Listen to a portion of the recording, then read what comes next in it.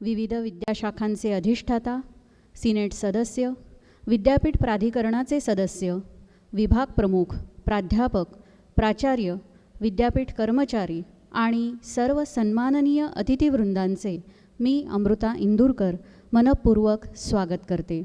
आपणा सर्वांना छत्रपती शिवाजी महाराज जयंतीच्या लक्ष शुभेच्छा. बंधूंनो, भगिनींनो, आजच्या शिवजयंती दिनाला एक विशेष आनंदाची जोड मिळालेली आहे. नागपूर ही जन्मभूमी असलेले सुप्रसिद्ध कवी, गीतकार राजा बढे यांचे अत्यंत लोकप्रिय असे जय जय महाराष्ट्र माझा, गरजा महाराष्ट्र माझा या गीताला स्वातंत्र्याच्या अमृत महोत्सवाचे औचित्य साधून राज्य सरकारने राज्यगीताचा दर्जा प्रदान केलेला आहे. महाराष्ट्राची थोर आणि शूर परंपरा कथन करणारे हे स्फूर्तिदायक गीत राज्यातील शासनाच्या कार्यक्रमात, राज्यातील सर्व शैक्षणिक संस्थांच्या, त्याचप्रमाणे विविध विभागातील कार्यक्रमात आज शिवजयंतीच्या शुभमुहूर्तावर वाजविले अथवा गायले जाणार आहे. इथून पुढे महाराष्ट्रात होणाऱ्या प्रत्येक कार्यक्रमात हे गीत गायले अथवा वाजविले जाईल. गीतकार गदी माडगुळकरांच्या खालोखाल गीतनिर्मिती करणारे नागपूरचे राजा बढे लिखित राज्यगीत आणि त्यानंतर विद्यापीठ गीताने आजच्या या कार्यक्रमाचा मंगलमय शुभारंभ होणार आहे. प्रारंभी राजा बढे लिखित राज्यगीत प्रारंभ सुरू करायला विनंती करते.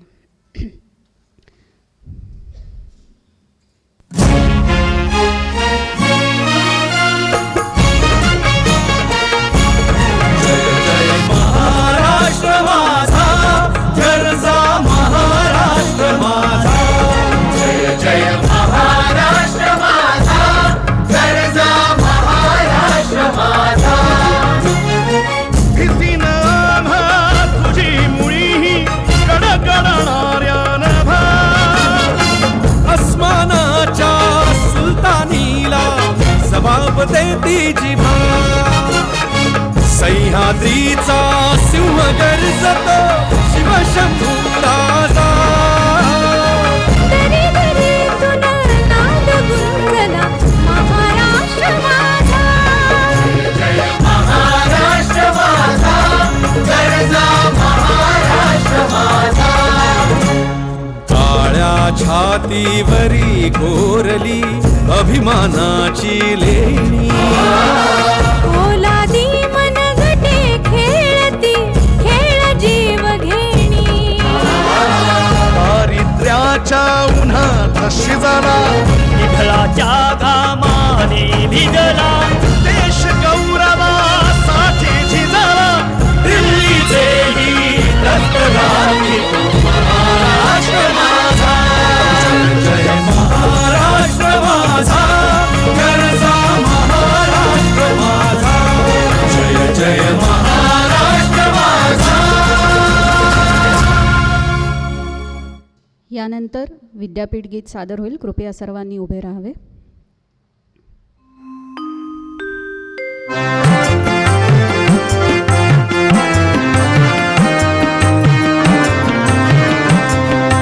भारतात बंधु भाव नित्य वसुधे, देवरची असाधे. या भारतात बंधु भाव नित्य वसुधे, देवरची असाधे. हे सर्व पंथ संप्रदाय एक दिसू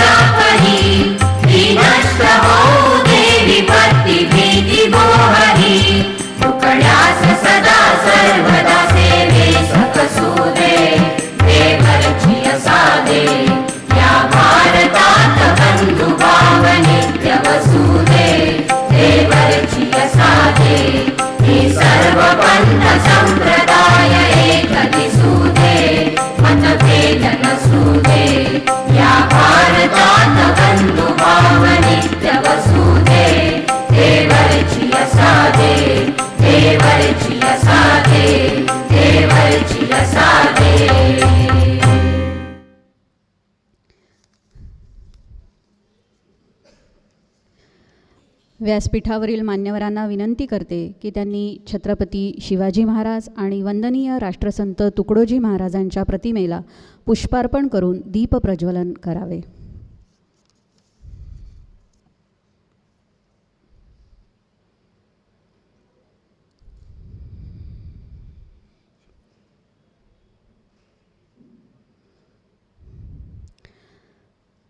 दीपदेव नमस्तुभ्यं तिमिरो नाशितस्त्वया स्वयं जलन प्रकाशम नो यच्छसी तव मुदारभी. तिमिराचा नाश करणाऱ्या या दीपदेवाला माझा नमस्कार असो, कारण जो स्वतः जळून प्रकाश देतो आणि प्रकाशदानासाठी कुठलीही अपेक्षा ठेवत नाही, अशा या तेजोमयी दिव्याला माझा त्रिवार प्रणाम असो.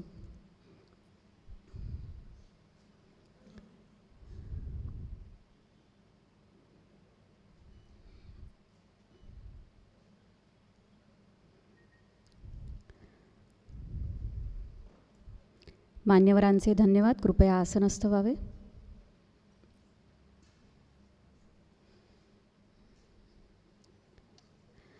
आजच्या कार्यक्रमाचे प्रमुख अतिथी माननीय श्री विजय खुटवड यांचे स्वागत राष्ट्रीय सेवा योजनेचे संचालक डॉक्टर सोपानदेव पिसे करतील, अशी मी त्यांना विनंती करते.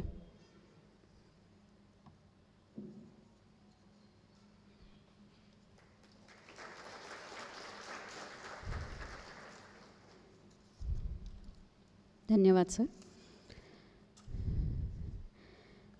हे हिंदू शक्ती संभूत दीप्तिमम तेजा, हे हिंदू शक्ती संभूत दीप्तितम तेजा, हे हिंदू तपस्या पूत ईश्वरी ओजा, हे हिंदू श्री सौभाग्यभूमीच्या राजा, हे हिंदू नृसिंह प्रभो शिवाजी राजा.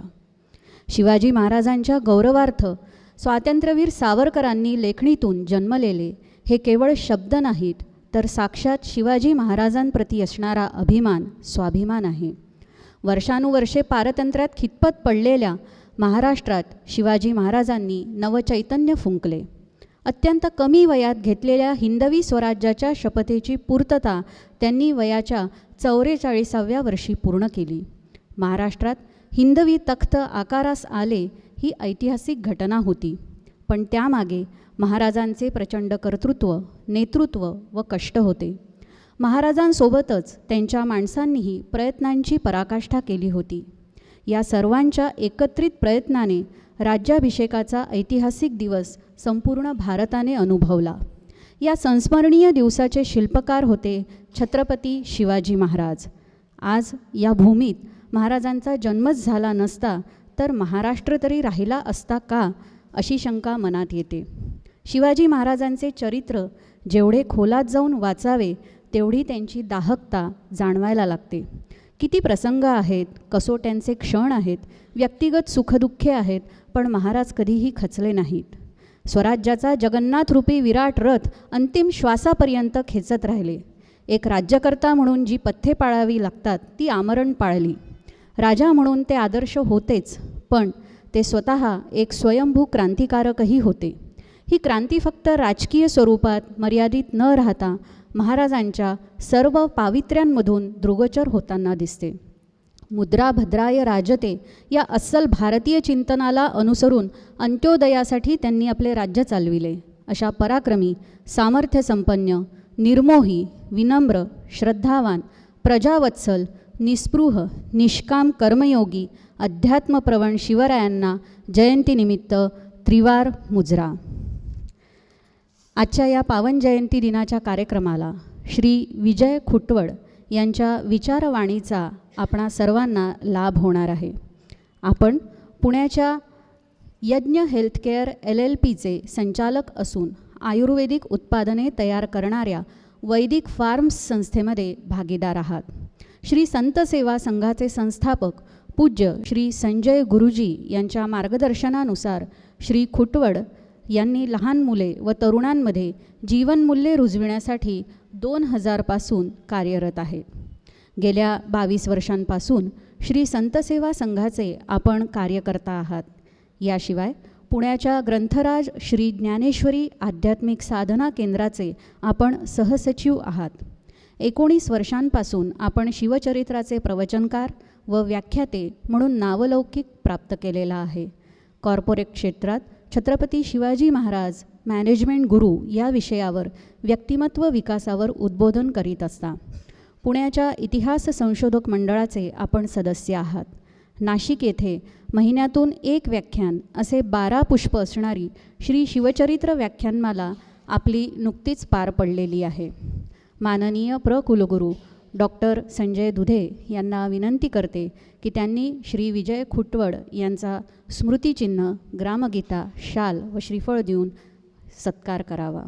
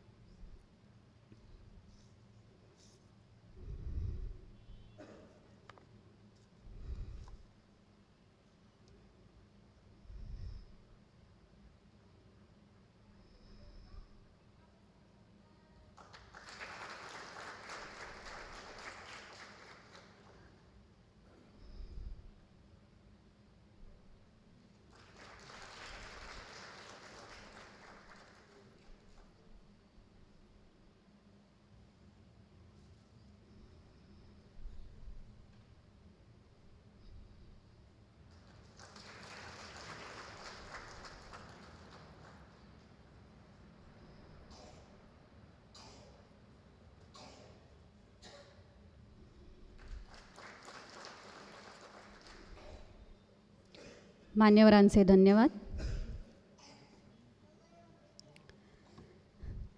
यानंतर ज्या क्षणाची आपणा सर्वांना अत्यंत वाट आहे ते श्री विजय खुटवड यांना छत्रपती शिवाजी महाराज जयंती दिनाच्या पर्वावर छत्रपतींची वीर कहाणी निधान आपुल्या हर्षाचे या विषयावर विचारपुष्प गुंफवण्यासाठी सविनय आमंत्रित करते.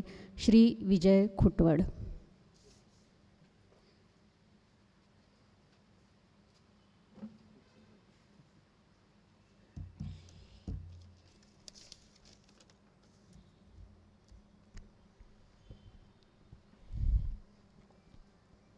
ओम श्री परमात्मने नमः. ओम श्री सद्गुरवे नमः.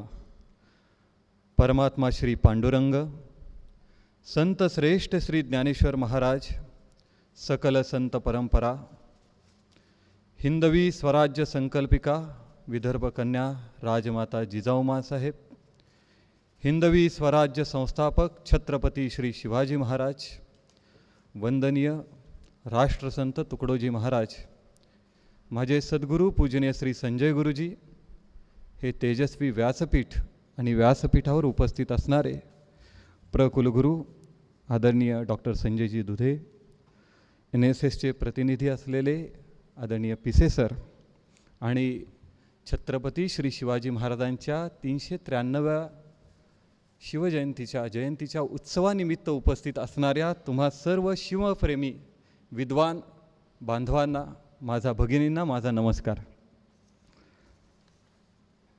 राष्ट्रसंत तुकडोजी महाराज नागपूर विद्यापीठाचं हे शताब्दी वर्ष आहे आणि या शताब्दी वर्षामध्ये या दीक्षांत सभागृहामध्ये शिवजयंतीच्या निमित्तानं व्याख्यानाची सेवा मिळावी हे मी माझं स्वतःचं भाग्य समजतो.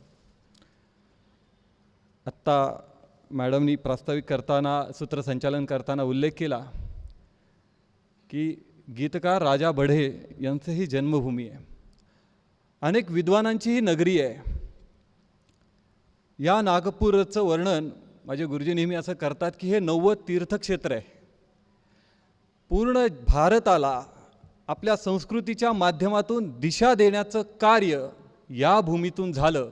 त्याच्यामुळं या भूमीमध्ये उभं राहून शिवरायांचा दैदिप्यमान तेजस्वी इतिहास, ते चरित्र आणि त्या चरित्राच्या मागं जे त्यांचं तेजस्वी, प्रत्येकाला आदर्शवत असं जे चारित्र्य आहे, ते चारित्र्य मांडण्यासाठी छत्रपतींची वीर कहाणी निधान आपल्या हर्षाचे हा विषय मांडण्याचा मी पुढचे 1 तासभर प्रयत्न करणार आहे. राष्ट्रसंत तुकडोजी महाराज आपल्या आदेश रचना या पुस्तकामध्ये, ग्रंथामध्ये पंचमहोत्सव सांगतात आणि त्या पंचमहोत्सवामध्ये दुसरा जो महोत्सव सांगितला आहे तो शिवजयंती आहे. त्याला बलोत्कर्ष दिन असं त्याचा उल्लेख राष्ट्रसंत तुकडोजी महाराजांनी केला आहे. आणि ते असं म्हणतात, श्री छत्रपती शिवराय हे तरुणास सांगूनी लोपले, विसरू नका कधी मायभू आणि धर्म वर्मही आपुले. इतिहास हा जगमान्य सारा, हो स्मृती तुझिया मना, भलधर्म देशा रक्षण्या कर सामुदायिक प्रार्थना. पुढे खूप सुंदर रचना त्यांनी केली आहे. या शूरवीरांचे धडे राहो सदा हृदयी तुझ्या, चापल्य आणि धैर्यही विश्वास त्यागे भूपूजा. निजधर्म निष्ठा राखण्या केली सुबल संवर्धना, बलधर्म देशा रक्षण्या कर सामुदायिक प्रार्थना. मला असं वाटतं की या दीक्षांत सभागृहामध्ये जे आपण सगळे जमलेलो आहोत ते छत्रपती शिवरायांची सामुदायिक प्रार्थना करण्यासाठी आपण एकत्र जमलो आहे. या भूमिकेतनं ही व्याख्यानरूपी सेवा करण्याचा मी प्रयत्न करणार आहे. मी कोणी खूप मोठा वक्ता आहे, तत्त्वज्ञानाचा अभ्यासक आहे, शिवचरित्राचा संशोधक आहे म्हणून मी इथे बोलण्यासाठी आलेलो नाही आहे. तर माझे सद्गुरू पूजनीय संजय गुरुजींच्या मार्गदर्शनामध्ये गेली 25 वर्ष महाराष्ट्रामधल्या ज्या ज्या ठिकाणी गेलो आणि तरुणाईची जी आत्ताची अवस्था डोळ्यासमोर दिसतीये त्या तरुणाईला पुन्हा एकदा साद घालून तिला आपल्या महाराष्ट्राचं गतवैभव तिच्या अंतःकरणात रुजवणं, या भूमिकेतून जो कार्याचा प्रसार श्री संत सेवा संघाच्या माध्यमातून होतोय त्यातला एक छोटासा घटक, एक कार्यकर्ता, एक साधक आणि शिवरायांचा पाईक, या भूमिकेतनं मी तुमच्याशी संवाद साधणार आहे. शिवचरित्र मांडत असताना नेहमी असा प्रश्न पडतो की महाराष्ट्रात जो जन्माला आला आहे त्याला शिवचरित्र नव्यानं काय सांगावं. म्हणजे भारतात जन्माला आला आणि एखाद्याचा खून केला एखाद्या व्यक्तीनं, आणि त्यानं जर असं म्हटलं की खून केल्यानंतर फाशी असते हे मला माहीतच नव्हतं, माहीत असतं तर मी खून केला नसता, हे जितकं हास्यास्पद आहे. ज्या अर्थी तुम्ही भारतात आलाय आणि तिथली न्यायव्यवस्था, तिथलं संविधान तुम्हाला लागू पडतं, भले तुम्हाला त्याचा अभ्यास केला असं गरजेचं नाही आहे, पण गृहीत धरलं जातं की तुम्हाला ते सगळे नियम माहिती आहेत.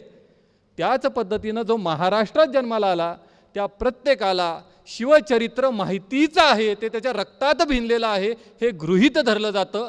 म्हणून भारत देशामध्ये, जगामध्ये आपण महाराष्ट्राचे आहोत म्हणून आपली जबाबदारी जास्त वाढते का आपण शिवरायांचे पाईक आहोत.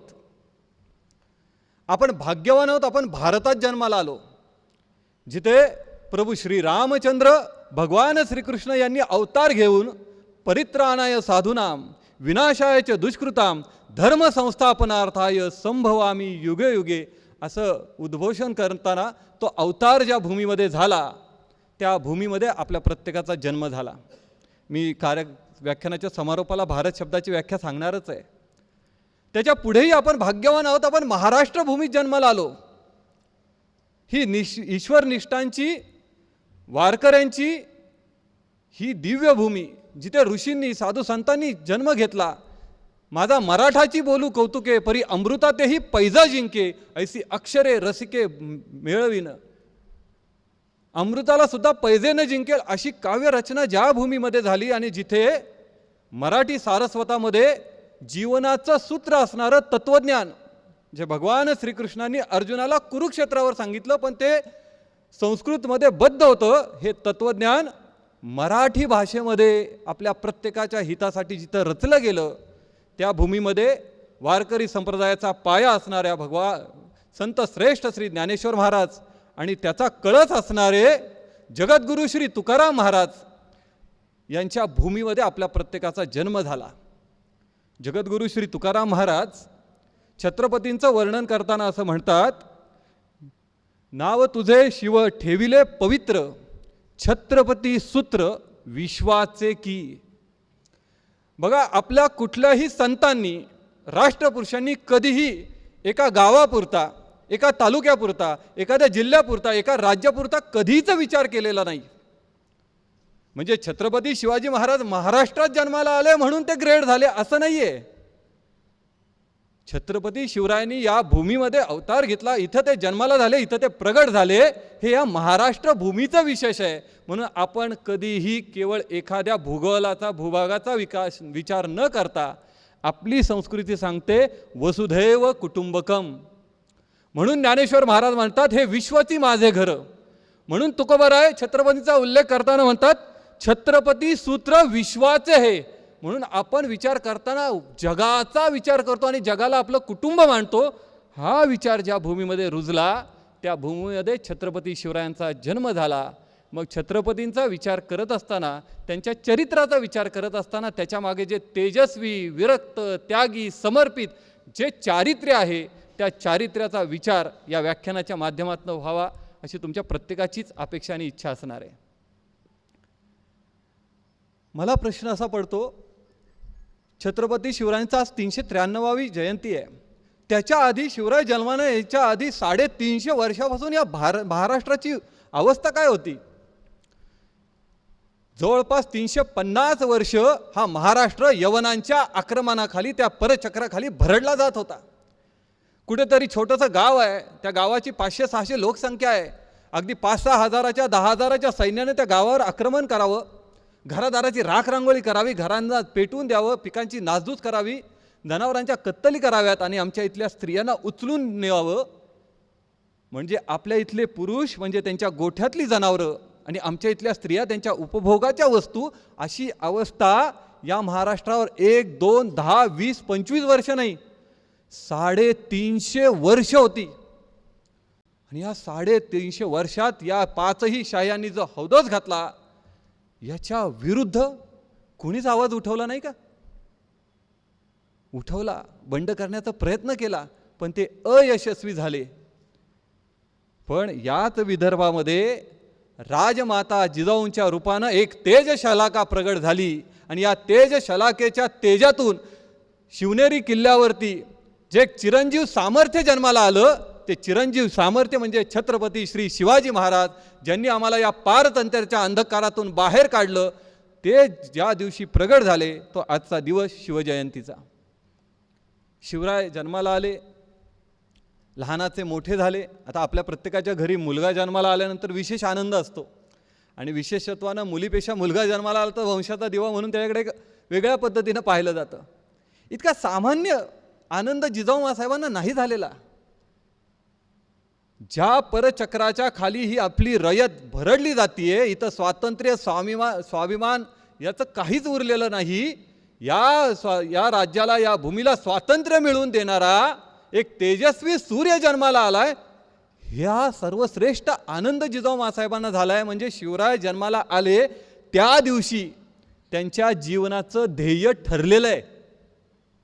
आजही आमच्या तरुणाईचं जीवनाचं ध्येय जर त्यांना विचारलं तर ते म्हणतात 10वीचे मार्क्स किती, नंतर कुठल्या साईडला जायचं, मग 12वीला किती मार्क्स पडतात, त्याच्यानंतर कुठल्या फील्डला ॲडमिशन मिळतं, मग एंट्रन्सला किती मार्क्स पडतात, त्याच्यानंतर ते चाचपटत असतात आणि ते उपजीविकेसाठी चाचपटत असतात. मी उपजीविका शब्द मुद्दामून वापरतोय कारण आपल्या प्रत्येकाला एक प्रश्न विचारला जातो, तुमच्या उपजीविकेचं साधन काय? माझ्या उपजीविकेचं साधन माझ्या आयुर्वेदिक औषध निर्मिती आहे, पण ते उपजीविका आहे. ज्या अर्थी उपशब्द आला याचा अर्थ मुख्य जीविका काहीतरी वेगळी आहे आणि ती आपल्या प्रत्येकाची मुख्य जीविका आहे. मी माणूस आहे तर माणूस म्हणून माझी या समाजाप्रती काहीतरी कर्तव्य आहेत.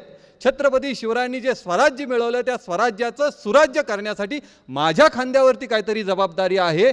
ते मिळवणं, ते प्राप्त करून घेणं आणि ते प्राप्त करून घेण्यासाठी जी बेसिक गुणवत्ता आहेत ती गुणवत्ता माझ्या अंतःकरणामध्ये, माझ्या जीवनामध्ये अनुकरणं ही माझी मुख्य जीविका प्रत्येकाची असायला पाहिजे. आणि ती मुख्य जीविका शिकवण्यासाठी शिवरायांचं चरित्र आपल्या प्रत्येकाला मार्गदर्शक ठरतं. या 350 वर्षाचा सगळा अंधकार नष्ट करण्यासाठी जिजाऊ माँसाहेबांनी शिवरायांना कोणतेही कोचिंग क्लासेस लावले नाहीत. कुठेही पर्सनॅलिटी डेव्हलपमेंटच्या कोर्सला जा, एवढी निगेटिव्हिटी सगळ्या राज्यामध्ये पसरली आहे, कोणीच बंड करत नाही आहे, सगळ्यांनी शस्त्र ठेवलं आहे, कुणीतरी वतनदार होतं आहे, जहागीरदार होतं आहे, लाचार होतं आहे, या निगेटिव्हिटीतनं तू पॉझिटिव्ह विचार घे म्हणून पॉझिटिव्ह थिंकिंगचे कोर्स नाही लावले.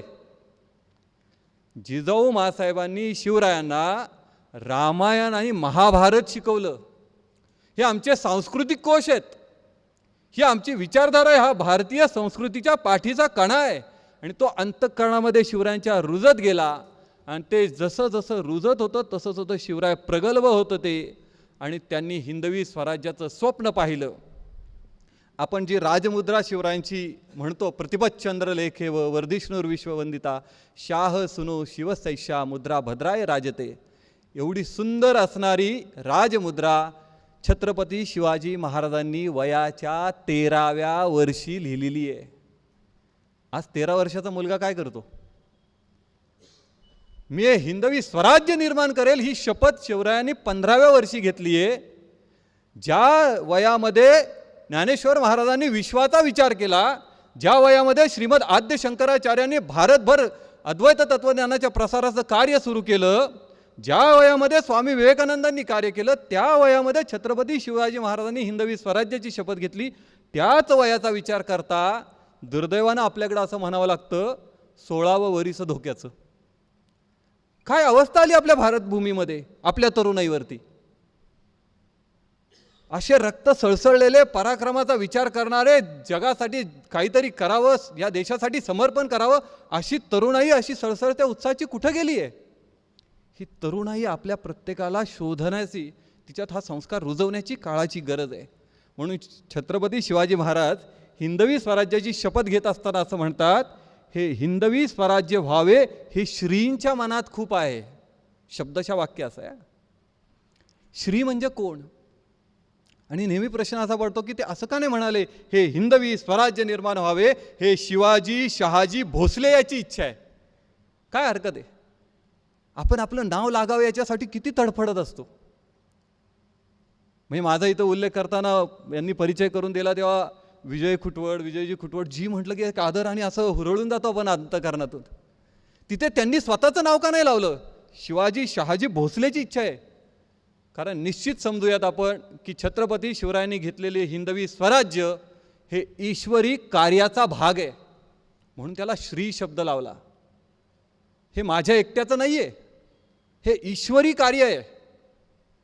आणि ईश्वरी कार्य काय सांगतंय तर समाजाला केवळ भूमी स्वातंत्र्य करून नाही, भूमी स्वातंत्र्य केली हो अनेक ठिकाणी होईल, पण त्या भूमीमध्ये राहणाऱ्या लोकांची अंतःकरणं जर निस्वार्थ निरपेक्ष समाधानी नसतील, एकमेकाला मदत करू या भावनेची नसतील, तर त्याचा उपयोग काय?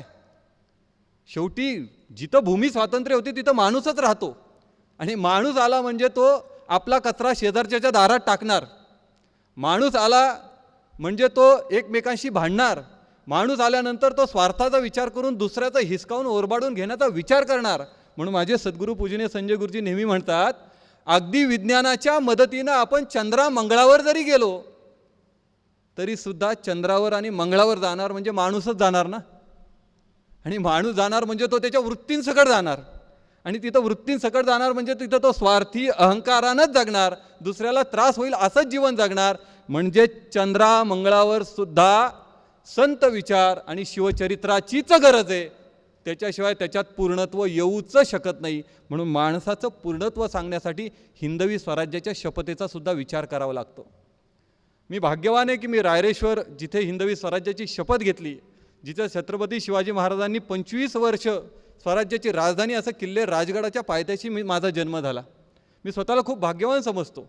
म्हणून हे शिवचरित्र प्रसाराचं जास्त कर्तव्य माझ्या जीवनामध्ये महत्त्वाचं वाटतं.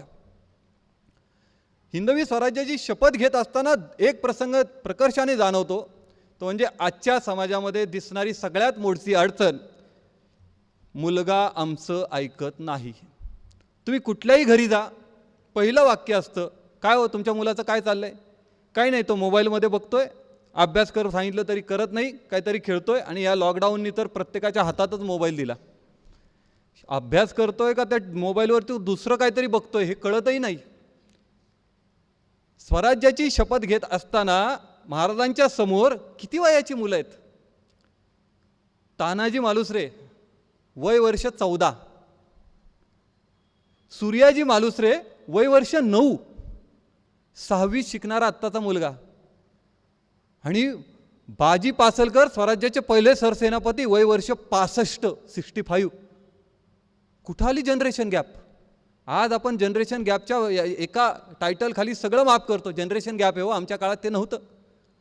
65 वर्षाच्या बाजी पासलकरांपासून 9 वर्षाचे सूर्याजी मालुसरे तिथं प्रतिज्ञाबद्ध होत आहेत, तेव्हा त्यांना जनरेशन गॅप नाही वाटली. याचं एकच सूत्र आहे, जेव्हा ध्येय सर्वश्रेष्ठ असतं, ध्येय समाजाच्या हिताचं असतं आणि त्याच्यासाठी जेव्हा प्रत्येकजण तिथं प्रतिज्ञाबद्ध होतो, तेव्हा वय, जात, लिंग सगळं काही गळून पडतं आणि आपण त्या यज्ञामध्ये स्वतःला समर्पित करतो. ही समर्पणाची जिथे भावना असते तिथे दुसरं काहीही उरत नाही. काल असंच विचार करत असताना मनामध्ये एक विचार आला की ज्या संघटना, जे कार्य फक्त भावनेवर उभं राहतं, भावनेवरती, तिथे भावना दुखावली की ते संघटन तुटतं. ज्या संघटना केवळ बुद्धिवाद्यांच्या बळावरती उभ्या राहतात, प्रचंड बुद्धिमान विद्वान लोक एकत्र आली, तर्क तर्क तर्क करत राहतात, हे काम असं करू का तसं करू का, हे याचा इतका कीस काढतात. आणि जे तर्कट वृत्तीनं जातात, जे बुद्धिमान स्वतःला समजतात, त्यांच्यातला अहंकार कुठल्याही क्षणी उभा राहतो. त्या अहंकाराला थोडासा धक्का लागला की ते कार्य, ती संघटना कोसळते. आणि जे बुद्धीतल्या प्रचंड विचारानं, मनातल्या चांगल्या भावनेनं, शुद्ध भावनेनं, समर्पण वृत्तीनं, माझं सगळं जाऊ द्यात, फक्त राष्ट्रासाठी मी पूर्णत्वानं समर्पित आहे, या समर्पित वृत्तीनं जी संघटना उभी राहते, तिचं अस्तित्व छत्रपती शिवाजी महाराजांच्या समाधीनंतर सुद्धा आज 350 वर्ष छत्रपती शिवाजी महाराज असं म्हटल्यानंतर आपसूक तोंडातून जय बाहेर पडतं. इतकं तेजस्वी कार्य ते टिकतं, उरतं आणि त्याचा जयघोष सूर्य चंद्र असेपर्यंत राहतं. याचं एकमेव कारण आहे ते म्हणजे पूर्णत्वानं असणारं समर्पण. आणि समर्पणाच्या बळावरच आपली संस्कृती राहते. म्हणून त्याग आणि समर्पण हे जीवनमूल्य महाराजांनी त्या शपथेच्या वेळेला रुजवली. नंतर स्वराज्याचं तोरण बांधलं. तोरणा किल्ल्यावर आपल्या प्रत्येकाला इतिहास माहिती आहे. मला त्यातली एक सूक्ष्मता अशी मांडायची आहे. स्वराज्याचं तोरण बांधत असताना तिथे सोन्याच्या मोहरांचे हंडे सापडले. आता इतिहास संशोधकांमध्ये अनेक मतमतांतर आहेत. 21 सापडले, 2 सापडले का 1 सापडले. मी संशोधक नाही आहे, त्याच्यामुळे मी त्या वादात जाणार नाही. पण असं समजूयात आपण 2च सापडले. महाराज तर तिथं नाही आहेत. स्वराज्याचं पहिलं तोरण बांधतायत, आहेत ते मावळेच आहेत. त्या मोहरांचे हंडे पाहिल्यानंतर त्या मावळ्यांच्या मनामध्ये पहिली भावना काय आली असेल. आणि आपण मावळ्यांना थोडा वेळ बाजूला करून आत्ताच्या काळात असणाऱ्या अनेक वेगवेगळ्या पुढाऱ्यांना तिथं ठेवून पाहूयात 1 सेकंदासाठी. एक तर उल्लेखच सापडला नसता. दुसरं, जर उल्लेख सापडला असता तरी थोड्या मोहरा तू घे, थोड्या मी घेतो, महाराजांना एकच हंडा देऊ, एक हंडा आपल्या सगळ्यांच्यात वाटून घेऊ, असंही होऊ शकलं असतं. पण विचार करा, ज्यांच्या पिढ्यानं पिढ्या परचक्रानं भरडलेल्या गेलेल्या आहेत, ज्यांच्या घरी एक वेळचं अन्न खाण्याची सुद्धा अवस्था राहिलेली नाहीये, अशा त्या मावळ्यांनी घरचं सगळं दुःख, ती अवस्था बाजूला सोडून त्या हंड्यातल्या एकाही मोहरेला हात न लावता सगळ्याच्या सगळं सापडलेलं धन छत्रपती शिवरायांच्या समोर आणून ठेवलं. महाराजांनी त्या निर्जीव मोहरांकडे काय पाहिलं असेल. त्या निर्जीव मोहरांपेक्षा सोन्याहूनही श्रेष्ठ अशा सजीव मोहरा महाराजांच्या समोर उभ्या होत्या. महाराजांनी त्यांच्या पाठीवर कौतुकाने थाप टाकले असेल आणि म्हटले असतील की अरे तुम्ही माझ्या मोहरा आहात. तुम्ही प्रत्येकजण, जो मावळा तिथं आहे तो मूर्तिमंत वैराग्याचं प्रतीक आहेत. त्या एकाही मावळ्याच्या मनामध्ये भ्रष्टाचाराची कुठलीही, स्वार्थाची कुठलीही भावना निर्माण झाली नाही. हे स्वराज्याचं विशेष आहे. म्हणून केवळ गंधबुक्का लावणं, माळ घालणं, भगवी वस्त्र घालणं हेच केवळ वैराग्य नाही आहे. वैराग्य अंतःकरणात ठसवलेलं असलं पाहिजे आणि हे मावळ्यांच्या अंतःकरणात रुजलं होतं. म्हणून आजही स्वराज्याचं उल्लेख आपण अभिमानानं करतो. ही आपल्या मावळ्यांची गुणवत्ता आहे. दुसरं एक उदाहरण आपण पाहू शकतो मावळ्यांबद्दलचं. अनेकांच्या बखरकारांनी त्याचा उल्लेख केला आहे कल्याणच्या सुभेदाराच्या सुनेचा. आपणही अनेक वेळा ऐकला असेल. कल्याणच्या सुभेदाराच्या सुनेला त्या कल्याणपासून राजगडापर्यंत घेऊन आले आणि मग छत्रपती शिवाजी महाराजांनी तिची खणा नारळानं ओटी भरली आणि तिला पुन्हा सन्मानानं परत पाठवलं. जिजाऊ मासाहेबांचे शिवरायांवरती ते संस्कारच होते की तिचा सन्मानच केला जाणार होता. पण प्रश्न असा पडतो, कल्याणपासून राजगडापर्यंत एकाही मावळ्यानं त्या स्त्रीच्या केसालाही धक्का लावला नाही. आमच्या आया बहिणींवर आजपर्यंत झालेल्या अन्यायाचा सूड म्हणून जर एका जरी मावळ्यानं त्या स्त्रीला हात लावला असता, तिच्यावर अत्याचार केला असता, तर शिवाजी महाराजांनी कोणाची खणा नारळानं ओटी भरली असते? आज समाजात जे प्रश्न भेडसावत आहेत ना, त्या सगळ्या प्रश्नांचं उत्तर या प्रसंगामध्ये दडलेलं आहे. आपण तरुणाईच्या अंतःकरणामध्ये काय विचार रुजवतो? कुठलाही मावळा कामनेच्या भोगाच्या आहारी जात नाही हो.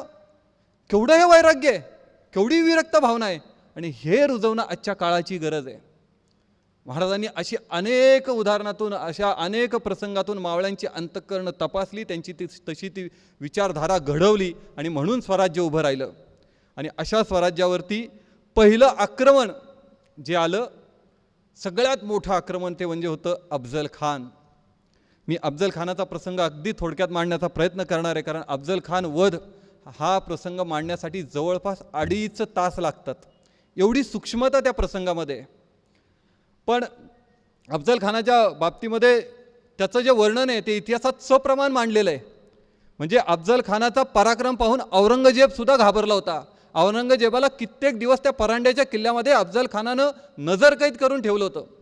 श्रीरंगपट्टणच्या राजाला त्यांनी मिठी मारून कवेत घेऊन मान दाबून मारून टाकलं होतं. तो एका स्वयंपाकीण बाईचा मुलगा, पण त्याची ताकद इतकी असुरी आणि पाशवी होती. आणि असं आक्रमण स्वराज्यावर आलंय.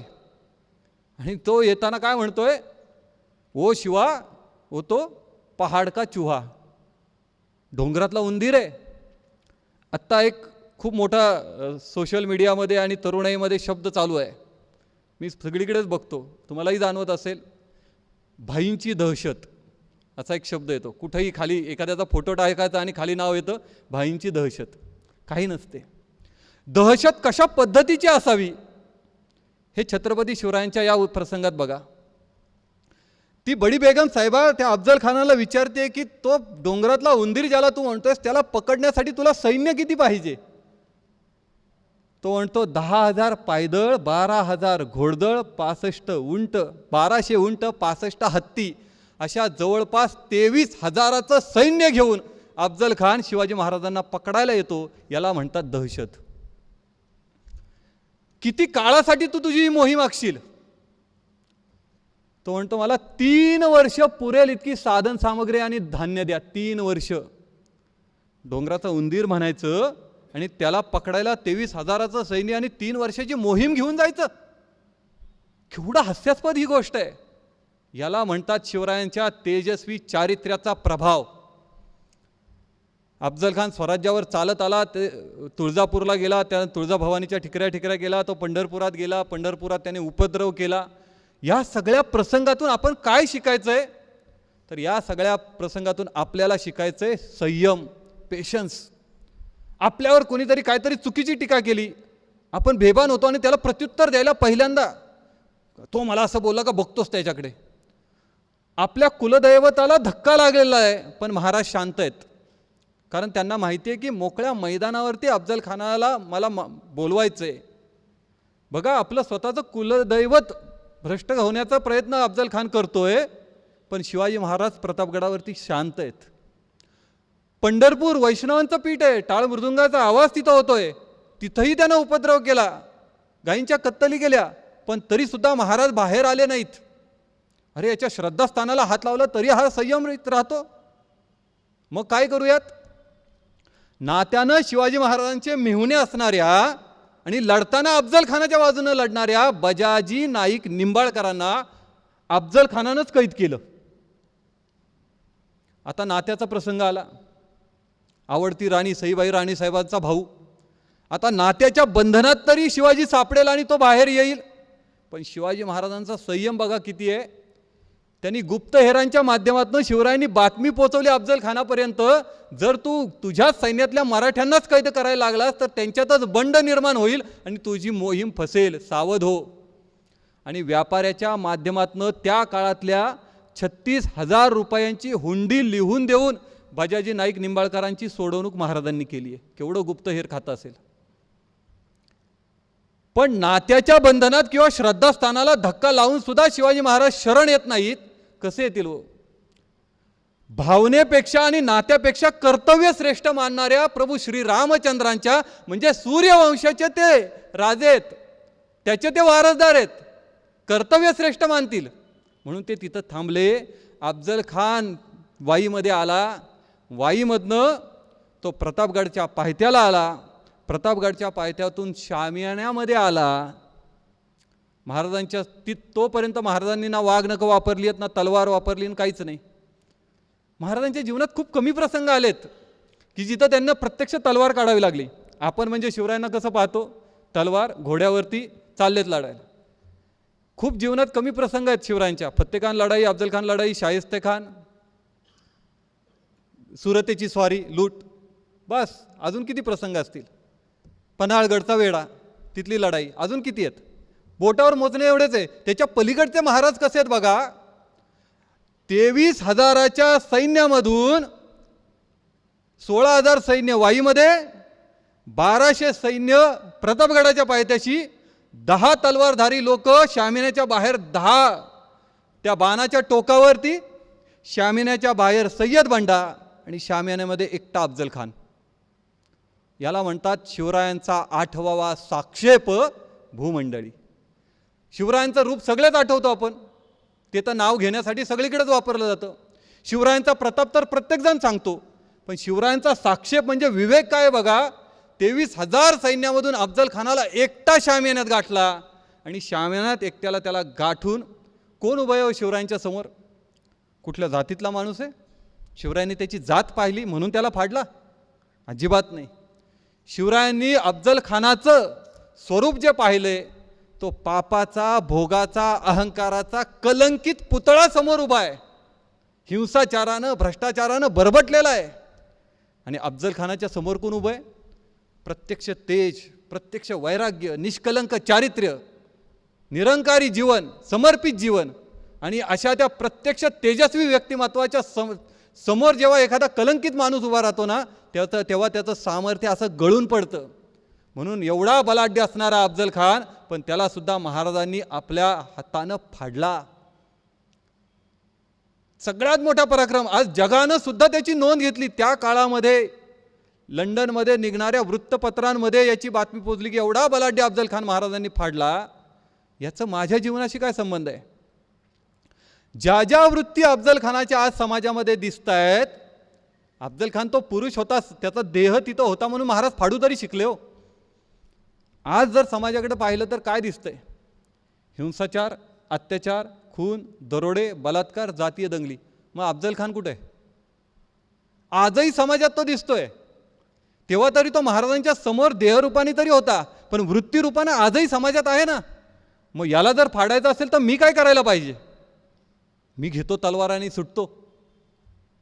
नाही, संविधान आहे, लोकशाहीमध्ये राहतो आपण. जी वाघनखं महाराजांनी वापरली त्या वाघनखांच्या मागे मनगट आहे. या मनगटामध्ये केवळ ताकद असून चालत नाही, दंडामधली ताकद, मसल पॉवर.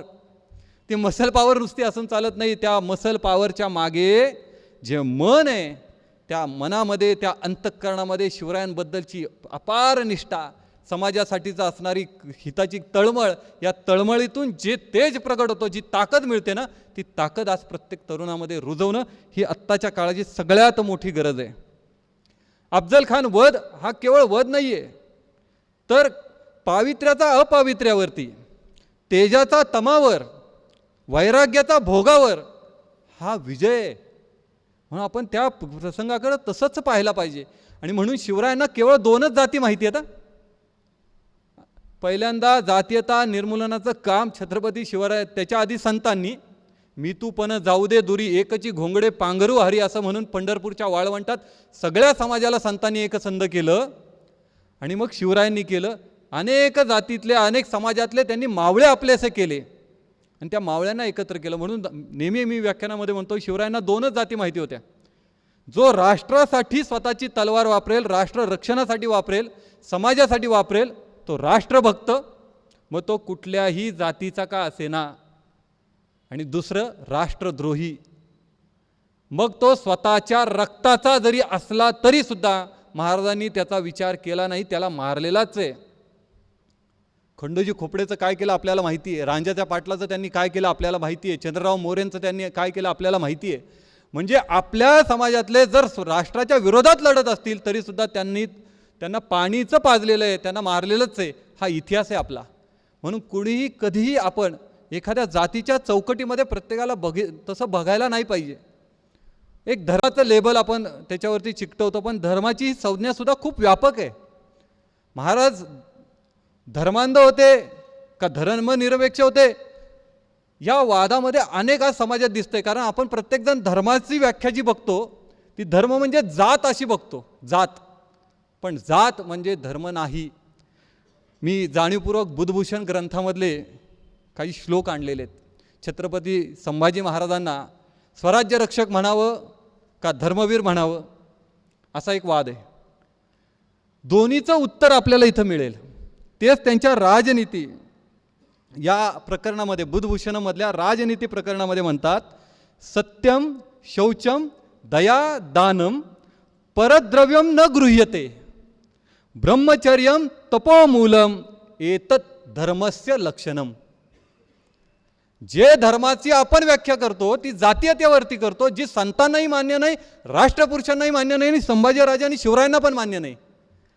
ज्यानं स्वतःच्या जीवनात सत्याचा अंगीकार केलाय, ज्यानं स्वतःचं अंतःकरण शौच म्हणजे शुद्ध ठेवलंय, जो प्रत्येकावरती दयाभावनेनं जीवन जगतो, जो दान करतो, जो परद्रव्य म्हणजे दुसऱ्याचं द्रव्य जो चोरत नाही, पापानं संपत्ती मिळवत नाही, जो ब्रह्मचर्याचं पालन करतो, हे सगळ्या गोष्टी तपाचं मूळ आहे. आणि ह्या तपपूत जीवनाला धर्मलक्षण म्हटलंय. या व्याख्येवरती छत्रपती संभाजी महाराजांना धर्मवीरचं म्हटलं पाहिजे, कारण हे त्यांनी बुधभूषण ग्रंथामध्ये लिहिलंय. धर्म रक्षती रक्षिता याचा अर्थ धर्माचं रक्षण करेल. म्हणून भगवद्गीतेमध्ये भगवान श्रीकृष्ण अर्जुनाला म्हणतात, स्वधर्मू जो बापा तो नित्य यज्ञ जाणपा. मग काय आहे धर्माची व्याख्या? तर आपल्या प्रत्येक मनुष्यासाठी धर्म सांगत असताना संतांनी सांगितलेलं आहे, पशुपक्ष्यांसाठी धर्माचा अर्थ आहे स्वभाव. कुत्रा इमानी तो त्याच्या स्वभावानं, तो त्याचा धर्म. वाघ हिंस्र तो तशा धर्मानं राहणार. पंचमहाभूतांसाठी धर्माचा अर्थ आहे गुण, पाणी उताराच्याच दिशेनं वाहणार, अग्नी तापच देणार. आणि मनुष्यासाठी धर्माचा अर्थ आहे कर्तव्य. मी जर शिक्षक आहे, मी जर व्यावसायिक आहे, तर माझी धर्माची जी चौकट आहे ती ही सत्य शौच दान याच्या चौकटीत बसली पाहिजे. या पद्धतीनं माझं जीवन व्हायला पाहिजे, असं सगळ्या संतांना आणि संभाजीराजांना अपेक्षित आहे. अनेक जण व्याख्यानाच्या माध्यमातून तरुण वर्गातले विचारतात की शिवाजी महाराज शाकाहारी होते का मांसाहारी. तरुणाईला अनेक प्रश्न असतात. संभाजीराजांनी त्याचं उत्तर दिलं आहे. प्रकीर्ण नीती या बुधभूषणमधल्याच याच्यामध्ये एका ठिकाणी ते म्हणतात, द्युतमच मांसमच वेश्या पापर्धी चौर्य परदार सेवा एतानी सप्त व्यसनानी सप्त नरम सुघोरम नरकम नयंती. जो जुगार खेळतो, जो मांस भक्षण करतो, सुरा म्हणजे जो दारू पितो, परद्रव्य जो पापर्धी म्हणजे संपत्ती पापाच्या मार्गाने मिळवतो, जो चोरी करतो, जो परदार सेवा म्हणजे परस्त्री गमन. आत्ताच्या सगळ्या टी व्हीवरच्या सिरियल या व्यासपीठावर उल्लेख करू शकत नाही, पण विवाहबाह्य संबंध याच्यावरच अवलंबून आहेत. या 7ही गोष्टी ही 7 नरकाची दारं आहेत आणि याच्यात जो जीवन जगतो तो नरकात जाईल असं संभाजीराजे म्हणतायत. असे संभाजीराजे शाकाहारी असतील का मांसाहारी असतील? ज्यांचे जगद्गुरू श्री तुकाराम महाराज गुरु आहेत असे छत्रपती शिवाजी महाराज कोण असतील? असा विचार आपल्या प्रत्येकाला करायला पाहिजे. हा तरुणाईपर्यंत हा विचार जायला पाहिजे. आपण आपल्या सोयीनं शिवाजी महाराज संभाजी महाराजांचं जे वचन उचलू, आपण आपल्या सोयीनं अर्थ लावू, पण ते स्वतः काय म्हणतात याचा विचार जर आपण तरुणाईपर्यंत पोहोचवला तर मला निश्चित असं वाटतं की एक दिवस आपण शिवजयंती साजरी करतो, पण बाकीचे 364 दिवस आपला व्यवहार काय? आपण असं अनेक ठिकाणी लिहिलेलं असतं, राजे तुम्ही पुन्हा जन्माला या. मी नेहमी असं म्हणतो, राजे जन्माला येतील ना, का नाही येणार? ही भूमीच तशी आहे. धर्मसंस्थापनेचे नर ते ईश्वराचे अवतार, जाहले आहेत पुढेही होणारं देणं ईश्वराचं. या भूमीला ईश्वरी देणंच आहे, ते पुन्हा पुन्हा येणारच आहेत. पण जर ते आलेच तर 2 तलवारी घेऊन येतील. एक तलवार असेल हे अफजल खान, शाहिस्ते खान, हे वृत्तीनं जगणाऱ्या हिंसाचार अत्याचार खून दरोडे बलात्कार करणारे त्यांच्यासाठी, आणि दुसरी तलवार असेल आपल्या प्रत्येकासाठी. राजे म्हणतील, अरे मी तर जन्माला आलोच, पण मी जन्माला येण्याच्या आधी तू काय केलंस? माझं उत्तर असेल, भोरसारख्या तालुक्याच्या ठिकाणी शिक्षण घेतलं, पुणे युनिव्हर्सिटीतून डिग्री घेतली, उच्च शिक्षण घेतलं, मग व्यवसाय सुरू केला, मग लग्न केलं, मस्तपैकी बंगला बांधला, मुलं बाळं, गाडी, नोकर चाकर हाताशी घेतल्या, मस्त आयाशीत जगलो आणि एक दिवस मेलो. अरे एवढंच जर मिळवायचं होतं तर मला 1.5 जिल्ह्यांचं जहागिरी होती, सुपे, चाकण, इंदापूर. राहायला लाल महालासारखा महाल होता. मी विनोदाने नेहमी म्हणतो, जर महाराज आत्ताच्या काळात असते आणि लाल महालात राहत असते तर आमच्या इथे जसं हल्दीराम आहे तसं तिथं चितळे आहे. 42 इंचाच्या LED स्क्रीनवरती IPLची T20ची मॅच बघत आरामात ते बसले असते. नोकराला म्हटलं असतं, जरा त्या चितळ्यांची भाकरवडी आण, आयजाशीत खात बसतो. जे इतर वतनदार जगले, इतर जहागीरदार जगले, त्याचा विचार न करता आपल्या राजांनी स्वतःच्या जहागिरीवर त्या कुत्र्याला असा भाकरीचा तुकडा टाकावा ना, तशी त्या आदिलशहानं जहागिरी दिली होती, त्याच्यावरती लात मारली, सह्याद्रीच्या दऱ्याखोऱ्यांमध्ये गेले, तिथं कुठलाही नावलौकिक न ठेवता त्या झोपडीमध्ये जाऊन त्या शेंबड्या लेंबड्या पोरांना मातीनं भरलेल्या लाल मातीत असलेल्या त्या कपड्याच्या त्याची जात न पाहताना त्याला मिठी मारलं, त्याला आपलंसं केलं आणि त्यातून त्यांनी स्वराज्य निर्माण केलं. महाराजांनी स्वतःच्या असणाऱ्या सगळ्या जहागिरीला जर लात मारली असेल तर असं संकुचित स्वार्थाचं जीवन जगण्याचा आपल्याला काय अधिकार आहे? आपण जर त्यांचे पाईक असू तर असा विचार या महाराष्ट्र भूमीतल्या प्रत्येकाने करायला पाहिजे. आजकाल तरुणाईमध्ये फॅड निघाले, महाराजांसारखी दाढी वाढवायची, मग ते राजमुद्रा गळ्यामध्ये घालायची, मग ती हेअरस्टाईल तशी करायची. खूप हसायला येतं. याचं कारण बघा, जर आपल्याला तसा वेश घेऊन राहायचा असेल, वावरायचा असेल, तशी माझ्या वेगळ्या भाषेमध्ये शायनिंग मारायची असेल तर त्याची किंमत काय असते ना, या सगळ्या शायनिंग मारण्याची ते विचारावं लागेल. पन्हाळ्याच्या वेड्यातून बाहेर पडताना जे समर्पण, जे बलिदान दिलं त्या शिवाकाशीदांना. लाख गेले तरी चालतील, पण लाखाचा पोशिंदा जगला पाहिजे या गोष्टीसाठी राजांच्या जागेवर पालखीत बसून शिवाकाशीत भेटायला गेले. त्या सिद्धिजोरनं पकडलं आणि पकडल्यानंतर जेव्हा कळालं की शिवरायांचं रूप घेऊन हा शिवाकाशी तिथं बसलेला आहे, तेव्हा तलवारीचे असंख्य वार शिवाकाशीदांवरती होत आहेत आणि त्या प्रत्येक वाराला शिवाकाशीद आनंदानं हसतायत की मी आयुष्यभर जगलो शिवाकाशीद म्हणून, पण मरताना मात्र मी शिवाजी महाराज म्हणून मरतोय, केवढं माझं भाग्य आहे. आपल्या शायनिंग मारण्याची जी किंमत आहे ना, ती किंमत शिवाकाशीदाने एवढी असेल तरच आपल्याला तो मिरवण्याचा अधिकार आहे. म्हणून आपलं जीवन एक दिवस आपण ते जगण्याचा प्रयत्न जरी केला, म्हणून शिवचरित्र सगळ्यांनाच माहिती आहे, त्याच्या मागचं चारित्र्याची जी भावना आहे ती प्रत्येकाला प्रेरणादायी आहे आणि ती प्रेरणादायी आपल्या प्रत्येकाच्या अंतःकरणात रुजली पाहिजे. मग ते रुजवण्यासाठी काय करावं हे अगदी 5-10 मिनिटात मी सांगून थांबणार आहे. तानाजी मालुसरेंच्या जीवनातला प्रसंग आपल्या प्रत्येकाला मार्गदर्शन करतो. आता शालेय पुस्तकामध्ये शिवचरित्र इतक्या कमी याच्यात शिकवलं जातं, अगदी 1 पानाचा धडा. मुलांना आम्ही शाळांमध्ये, कॉलेजमध्ये विचारतो, काय घडला प्रसंग? ते सांगतात, काय नाही, रायबाचं लग्न ठरलं, पत्रिका घेऊन गेले, शिवरायांना पत्रिका दिली, म्हणाले राजे तुम्ही लग्नाला या. ते म्हटले नाही, तो कोंडाणा घ्यायचा आहे. मग ते म्हटले ठीक आहे, आधी लगीन कोंडाण्याचं. घरी गेले, तलवार काढली, गेले कोंडाण्यावर लढले, लढताना धारातीर्थी पडले आणि गेले. शिवराय आले आणि म्हणाले गड आला पण सिंह गेला. महाराष्ट्राच्या भूमीमध्ये हा प्रसंग एवढ्या पुरता नाही शिकवला पाहिजे. आपण आपल्या घरचं लग्न आठवू ना, आपल्या पोराचं लग्न काय काय करतो आपण? बस्ता, खरेदी, सोनं नाणं, कपडे लत्ता, खरेदी झाली आहे, पत्रिका छापल्यात. आपण आपली पहिली पत्रिका देवाला समर्पित करतो. तानाजी मालुसरे जे वयाच्या 14व्या वर्षी शिवरायांबरोबर आहेत आणि ज्यांच्यावरती शिवरायांपेक्षा काकणभर प्रेम जिजाऊ माँसाहेबांनी तानाजींवर जास्त केलं, त्या तानाजींना पहिली पत्रिका देण्याची इच्छा निर्माण झाली. जिजाऊ माँसाहेबांनी शिवरायांना पहिली पत्रिका, त्यांना ते देव गेले पत्रिका द्यायला. इकडे पुरंदरच्या तहापासून 3.5 वर्ष स्वराज्याचे 23 किल्ले आणि बराच मुलूक महाराजांना, मिर्झा राजा जयसिंगांना द्यावा लागला आहे. आणि महाराज 3 वर्षानंतर शांतपणे राजगडाच्या त्या दिंडी दरवाजातून उत्तरेकडे असणाऱ्या कोंढाणा किल्ल्याकडे बघतायत आणि त्याच्यावरचं निशाण त्यांना त्रास देत आहे. महाराज चिंतेत आहेत, विचार करा. आणि तानाजी मालुसरे आलेत. तानाजी मालुसऱ्यांना थोडा वेळ बाजूला ठेवून आत्ताच्या सामाजिक संघटनेत काम करणाऱ्या वेगवेगळ्या पदावर काम करणाऱ्या लोकांना आपण तिथं ठेवून पाहूयात. काय केलं असतं? महाराज चिंतेत आहेत. बापरे, काही कामाला तर लावणार नाहीत ना, कामाला लावलं तर पोराचं लग्न जायचं, असा विचार करून लांबनच जे पत्रिका टाकतात, महाराज लग्नाला या, हे सामान्य लोक असतात, सामान्य कार्यकर्ते असतात कुठल्याही संस्थेतले, सामान्य. त्यांना काहीही फरक पडत नाही, ते लांबच असतात आणि शिवराई अशा लोकांच्या नादीही लागत नाहीत, त्यांना कामही सांगत नाहीत.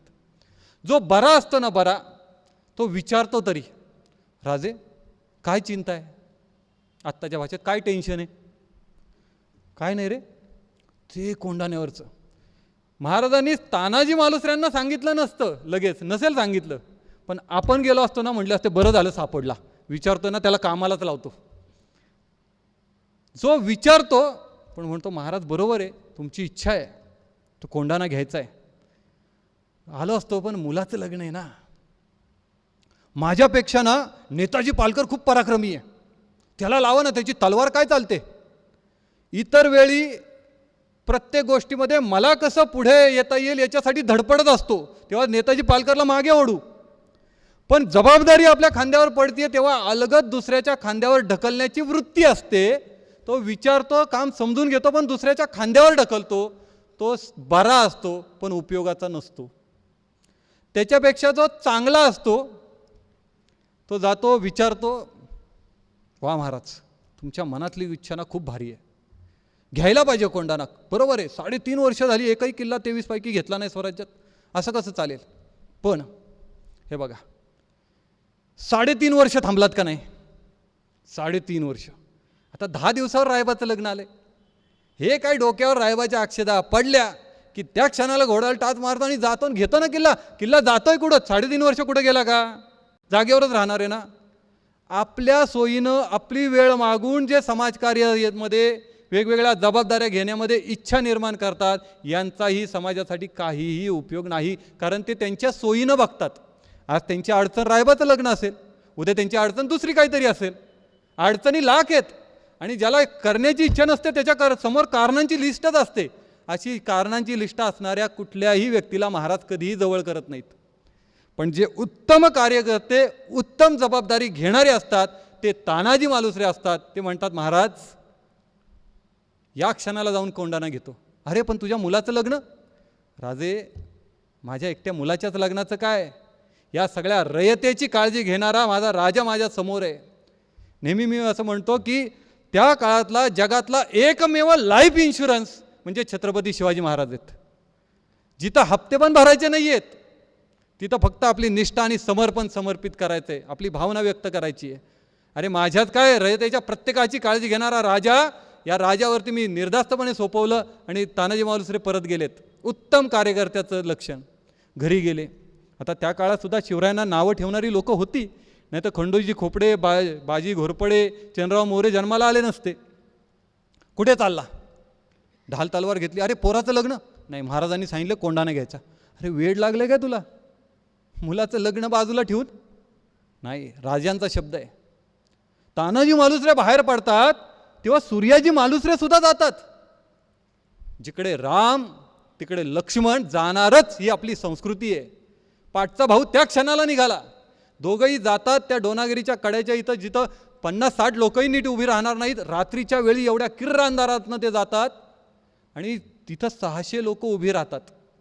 अनेक जण विचारतात ती घोरपड मग वर सोडली, हे खरं आहे का? मूळ शिवभारत ग्रंथामध्ये तसा उल्लेख नाही. नंतर बखरकारांनी गोष्टी रूपानं त्यात ॲड केलं. दोरखंड वरती टाकतात आणि त्या दोरखंडावरून एक जण वरती चढतोय. विचार करा, त्या दोरखंडावरनं वर जात असताना एक जरी मावळ्याचा हात निसटला असता आणि तो जर रात्रीच्या त्या अंधारात खोल दरीमध्ये पडला असता, मृत्यू समोर दिसत असताना सुद्धा ओरडण्याची मुभा त्या मावळ्यांना नव्हती.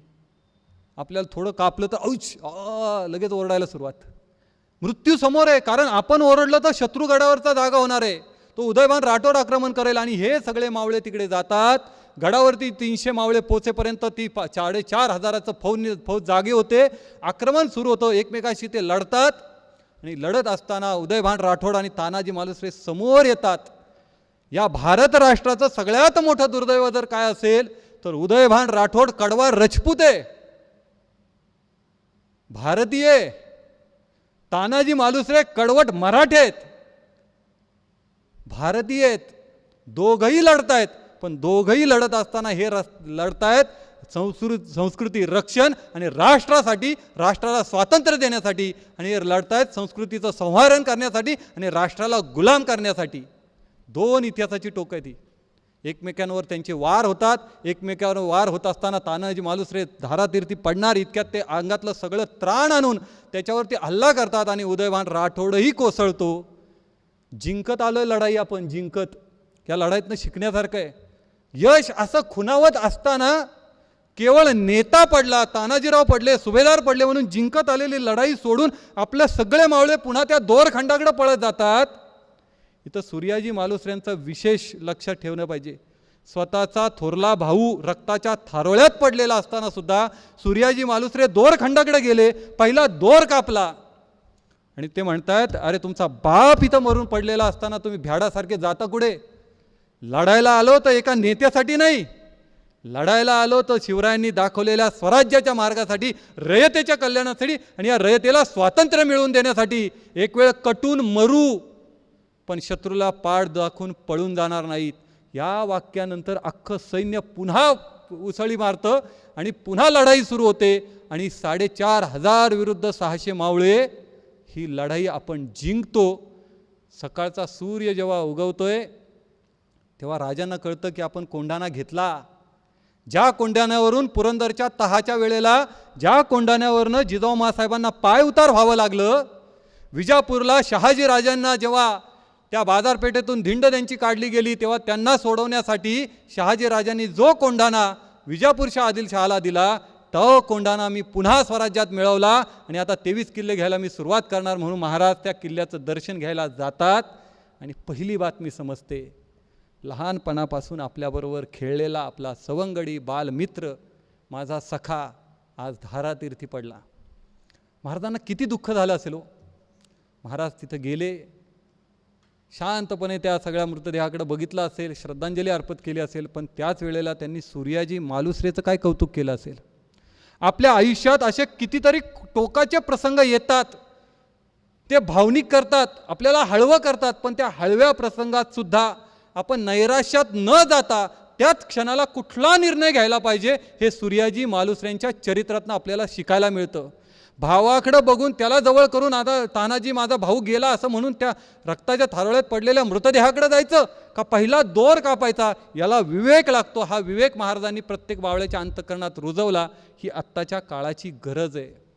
म्हणून राजे जर पुन्हा आपल्या इथं जन्माला येणं अपेक्षित असेल तर या सगळ्या वृत्तींवरती काम करणं, या स्वार्थाच्या, ममत्वाच्या, वैयक्तिक विचारधारेच्या, संकुचित कामनेच्या या ज्या वृत्ती आहेत, या दुष्वृत्तींवरती पुन्हा एकदा शिवचरित्र ठसून बिंबवलं तरच या महाराष्ट्राचं, या भूमीचं सुराज्य निर्माण होईल असं मला वाटतं.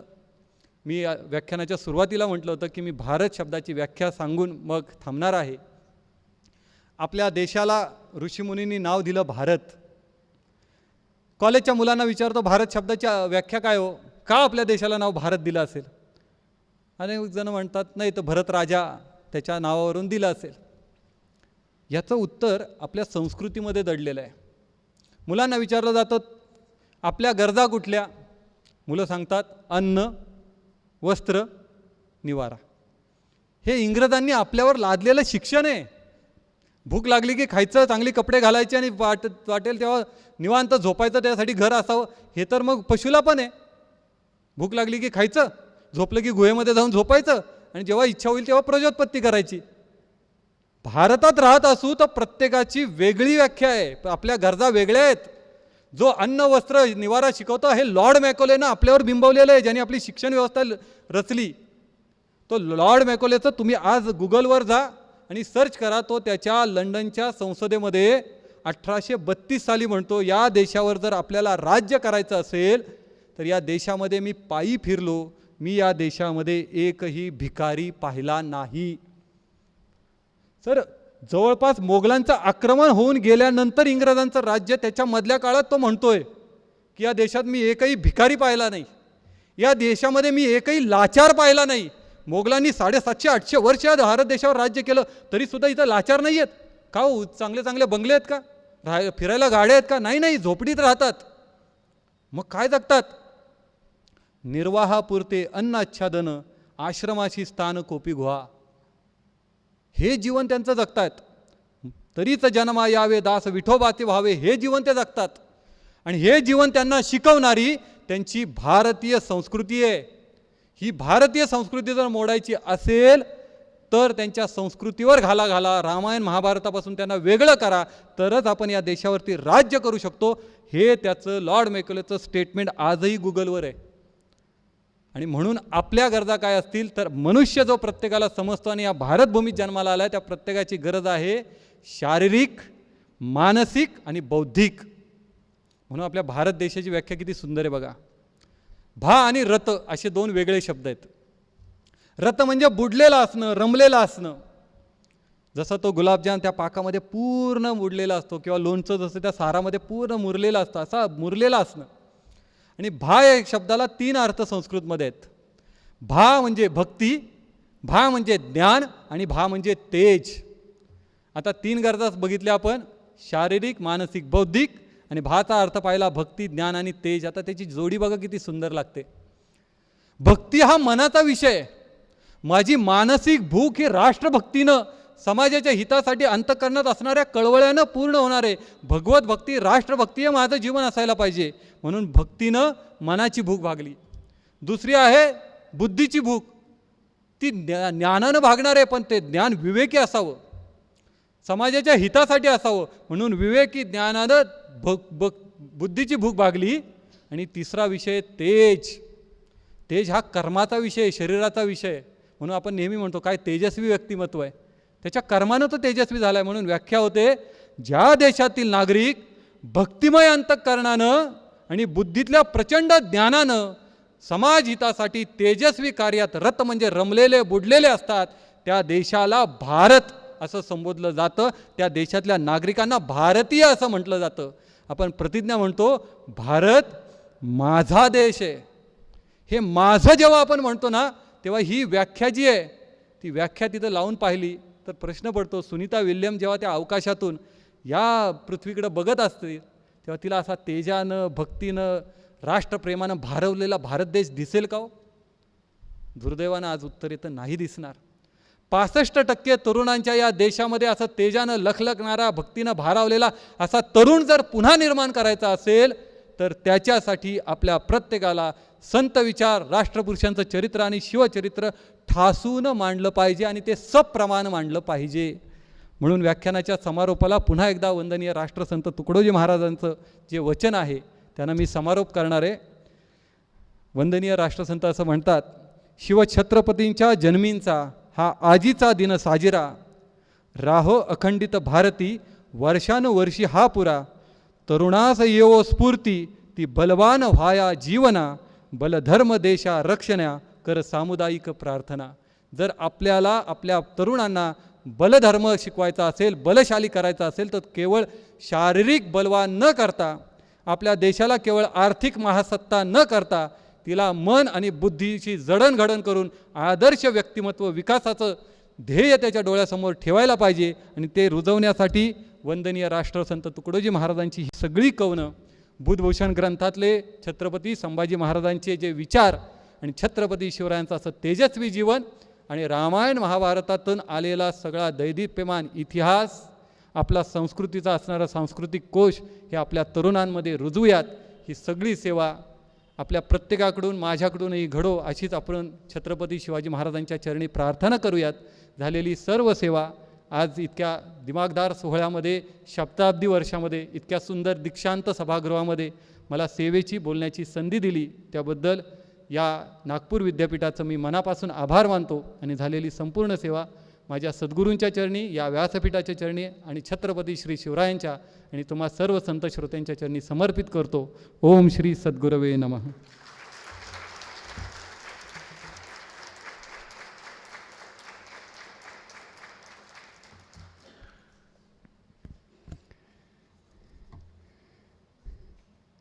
ज्या पद्धतीने हे सभागृह अगदी स्तिमित आणि शांत झालेलं आहे.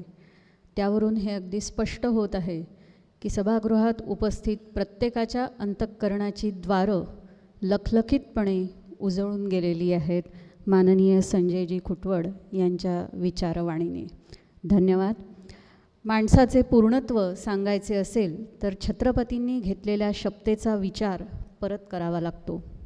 मन बुद्धीच्या साक्षीने पूर्णत्वाने होणारे समर्पणच स्वराज्य निर्मिती करू शकते. तरुणाईच्या अंतःकरणात आज वर्तमानात कोणते विचार जन्म घेत आहेत हे परत तपासून बघण्याची वेळ आलेली आहे, असं एक महत्त्वाची सूचना आपण केली. आणि याशिवाय भक्ती, शक्ती आणि युक्ती यांचा मूर्तिमंत संगम म्हणजे छत्रपती शिवराय. आजच्या या आपल्या व्याख्यानाने आम्हाला जे काही विचारधन प्राप्त झालेलं आहे त्याप्रती मी खूप कृतज्ञता व्यक्त करते आणि अध्यक्षीय भाषणासाठी माननीय कुलगुरू डॉक्टर संजय दुधे यांना सविनय आमंत्रित करते.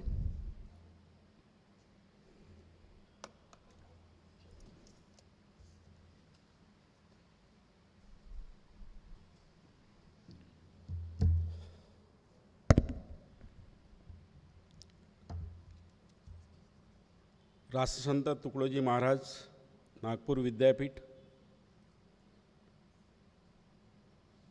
आज आपल्या इथे छत्रपती शिवाजी महाराज यांची 393वी जयंती आपण साजरी करत आहोत. मी शिवछत्रपती शिवाजी महाराज यांना वंदन करतो. राष्ट्रसंत तुकडोजी महाराज यांनाही वंदन करतो. उपस्थित आजचे प्रमुख अतिथी माननीय श्री विजय संजयजी खुदवड, श्री संत सेवा संघ पुणे,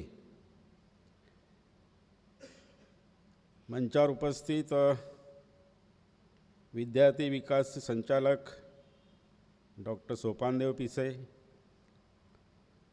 समोर उपस्थित विद्यापीठाचे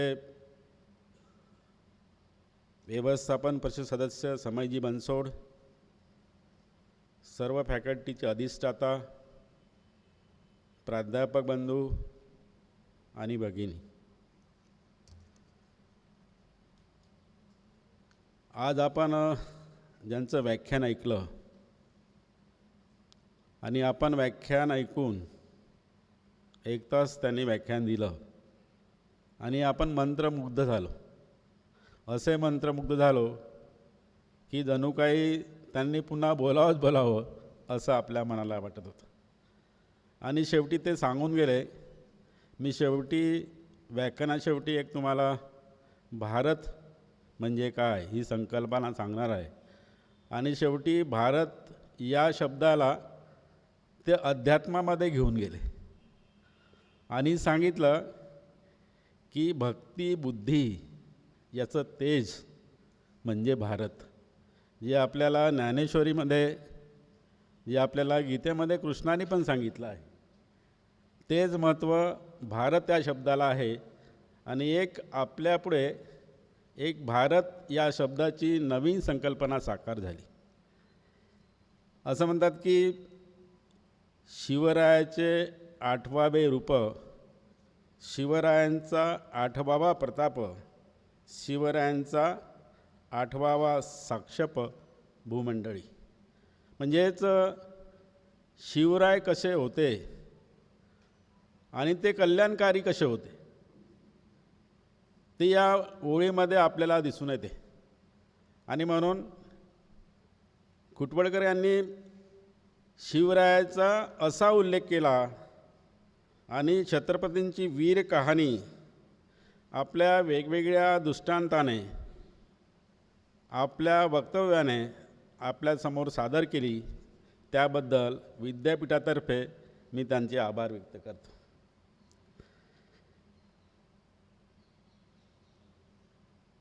त्यांनी इतिहासामध्ये जाताना अफजल खान हा उकलून सांगितला आणि अफजल खान शेवटी एकटा कसा पडला ते शिवरायांचं चातुर्य कसं होतं राजकारणातलं. जसं अभिमन्यू आपल्या याच्यामध्ये एकटा पडला होता चक्रव्यूहामध्ये, तसं शिवाजी महाराज यांनी अफजल खानाला कसं एकटं पाडलं होतं आणि शेवटी जो आपला शिवाजीचा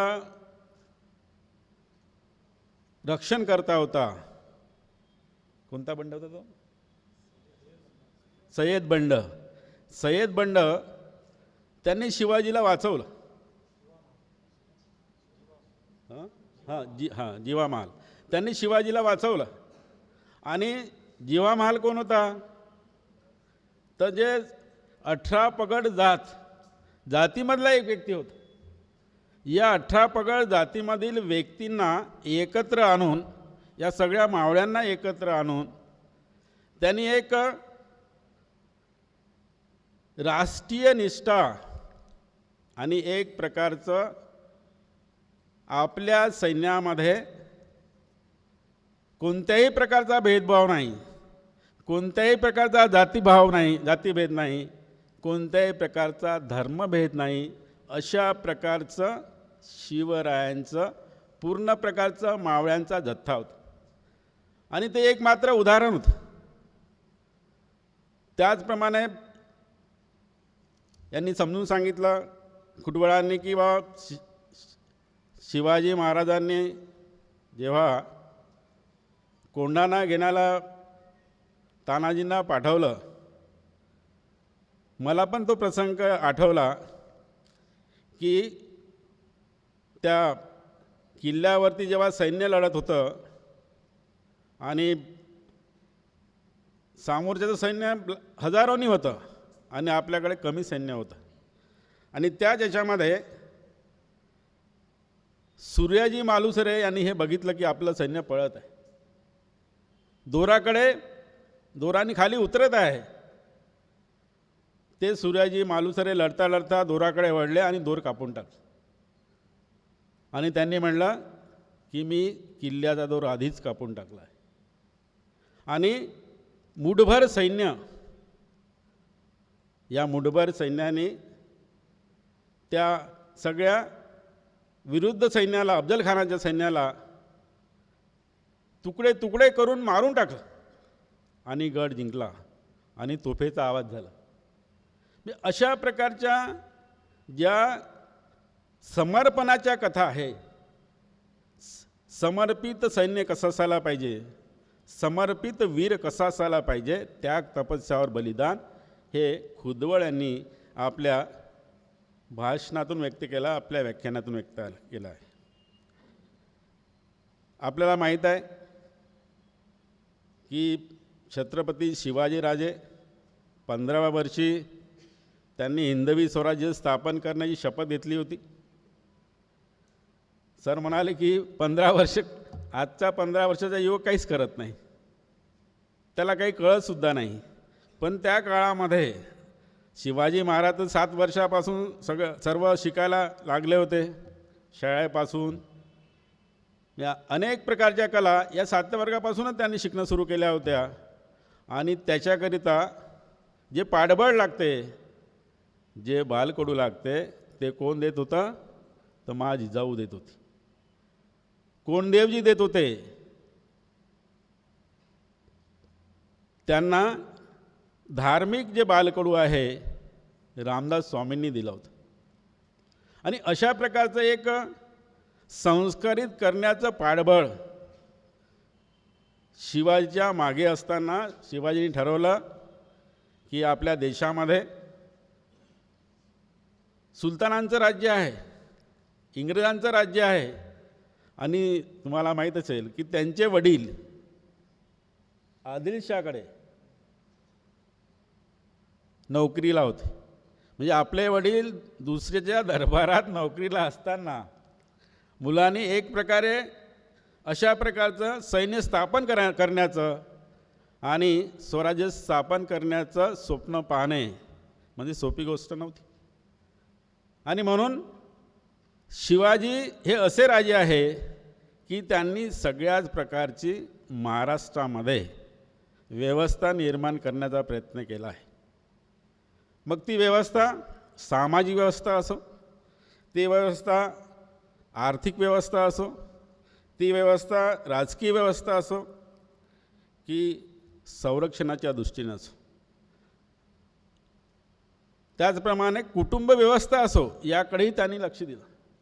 आणि म्हणून या पाचही प्रकारच्या संस्था ज्या आहे त्या संस्था बळकट करण्याचं कार्य त्या काळामध्ये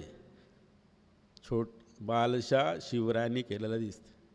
आणि शिवरायांनी हे कार्य करीत असताना मी आज वर्तमानपत्र वाचलं, त्याच्यामध्ये मला शिवरायांचा आर्थिक दृष्टिकोन आजच्या या सस्टेनेबल डेव्हलपमेंटच्या काळामध्ये आपण नेहमी असं म्हणतो की विकास जो झाला पाहिजे तो शाश्वत विकास झाला पाहिजे, सस्टेनेबल विकास झाला पाहिजे. त्या काळामध्ये महाराजांना वाटत होतं की सगळ्याच प्रकारचा विकास झाला पाहिजे, पण तो कसा झाला पाहिजे, शाश्वत झाला पाहिजे. आणि त्या काळामध्ये शिवरायांनी प्रथमतः चलन अस्तित्वात आणलं होतं. एक सोन्याचं चलन आणि एक चांदीचं चलन. तर सोन्याचं चलन जे होतं ते होऊन होतं आणि चांदीचं जे चलन होतं ते शिवराई होती. हे चलन त्यांनी प्रस्थापित करून आपल्या साम्राज्यामध्ये सगळे शेतकरी आहे, मग शेतकऱ्याचा माल आपल्याला जेवढा पाहिजे असेल तेवढा आपण घ्यायचा आणि बाकी दुसऱ्यांना विकायचा. एक ज्याला म्हणतो की आदान प्रदानाचं कार्य कोणी केलं, शिवरायांनी केलं. आणि त्या दृष्टिकोनातून अर्थसंपादन कसं करता येईल याचाही त्यांनी प्रयत्न केला असतो. त्या काळामध्ये शेतसारा होता. शेतसारा सगळ्यांसारखा लावू शकत नाही, म्हणून ज्याच्याकडे कमी पिकी होते, पठार आहे, त्यांना कमी शेतसारा, ज्याच्याकडे सुपीक जमीन आहे त्यांना अधिक शेतसारा, अशा प्रकारची व्यवस्था त्यांनी आपल्या आर्थिक नियोजनामध्ये केलेली होती.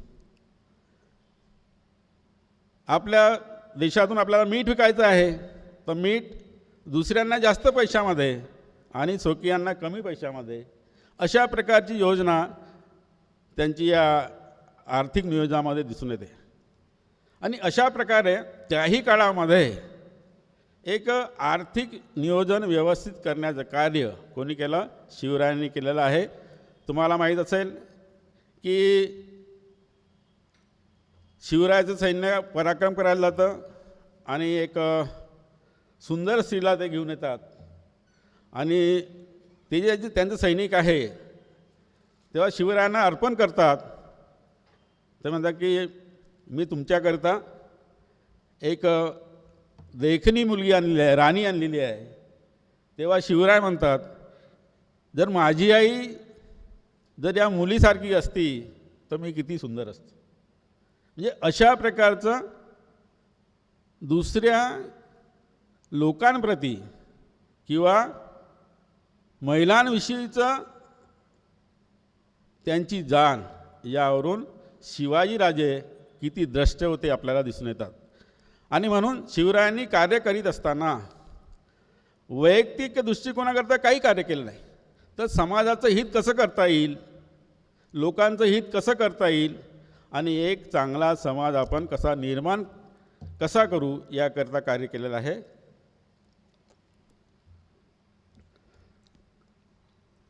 हे सगळं कार्य करीत असताना त्यांनी समाजातील सगळ्या घटकांना एकत्र आणून संपूर्ण महाराष्ट्रामध्ये त्यांनी कार्य केलेलं आहे. मला असं वाटतं की शिवाजी महाराज त्या काळामध्ये इतके कल्याणकारी राजे होते की मला असं वाटते भारतामध्ये अशा प्रकारचे राजे मला वाटते होऊनही गेले नसेल आणि होणारही नसेल. आणि म्हणून आले किती गेले किती, उडून गेले भरारा, संपला नारी आणि संपणार नाही माझ्या शिवबाचा दरारा. म्हणजे किती राजे झाले असतील आणि अजून होईल, पण जो शिवबाचा दरारा आहे तो अजूनही आपल्या स्मृतीमध्ये नेहमी तेवत राहणार आहे असं मला वाटते. आणि इतकं सुंदर कुतूहलांनी व्याख्यान केल्यानंतर मी जास्त बोलणं योग्य होणार नाही. कुतवड सर आमच्या इथे आले, आम्हाला चांगला छत्रपतींची वीर कहाणी त्यांनी आपल्या सगळ्या व्याख्यानातून समजून सांगितली. त्यामुळे मी आपल्या विद्यापीठातर्फे त्यांचे आभार व्यक्त करतो आणि थांबतो.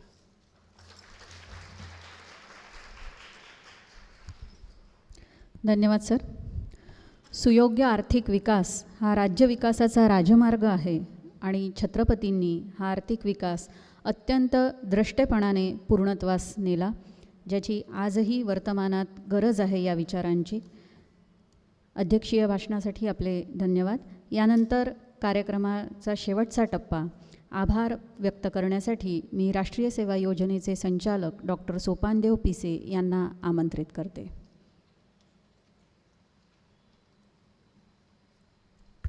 धन्यवाद मॅडम. सर्वप्रथम राष्ट्रसंत तुकडोजी महाराज यांना विनम्र अभिवादन.